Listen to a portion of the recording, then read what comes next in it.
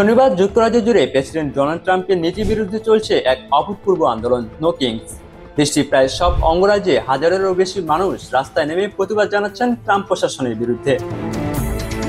শনিবার থেকে শুরু হওয়া এই বিক্ষোভে যুক্তরাজ্যের 50টি অঙ্গরাজ্যে 2700-এরও বেশি স্থানে একযোগে সমাবেশ অনুষ্ঠিত হচ্ছে। ছোট শহর থেকে বড় নগর সবখানে জনস্রোতে মুখরিত হয়ে উঠেছে নো কিংস আন্দোলন। গণমাধ্যম সূত্রে জানা গেছে, এই আন্দোলনের আয়োজক 300-এরও বেশি সংগঠন। তারা বলছে, প্রেসিডেন্ট ট্রাম্পের অভিবাসন, শিক্ষা ও নিরাপত্তা নীতি যুক্তরাষ্ট্রকে একনায়কতন্ত্রের দিকে ঠেলে দিচ্ছে। আন্দোলনের মূল বার্তা, আমেরিকায় রাজা নয়, জনগণের শাসন চলবে। বিক্ষোভে অংশ নিয়েছেন দেশটির বিশিষ্ট রাজনীতিকরা।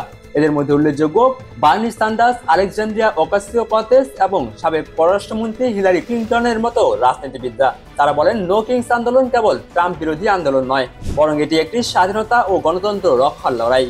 অন্যদিকে টেক্সাস সহ কয়েকটি রিপাবলিকান অঙ্গরাজ্যে ন্যাশনাল গার্ডকে প্রস্তুত রাখার নির্দেশ দেওয়া হয়েছে। কিছু শহরে ফেডারেল নিরাপত্তা বাহিনী ও অভিবাসন কর্মকর্তাদের মোতায়েনেরও আশঙ্কা রয়েছে। প্রশাসন বলছে, তারা বিক্ষোভের নিরাপত্তা নিশ্চিত করতে প্রস্তুত। আন্দোলনের নেতারা জানিয়েছেন, তারা কোনো দলীয় এজেন্ডা নয়, বরং গণতন্ত্র ও নাগরিক অধিকার রক্ষার আন্দোলন করছেন। আন্দোলনকারীদের ভাষায়, আমরা কোনো রাজা চাই না, চাই জনগণের সরকার। ট্রাম্প বিরোধী এই নো কিংস আন্দোলন যুক্তরাষ্ট্রের রাজনীতিতে নতুন বিতর্কের জন্ম দিয়েছে।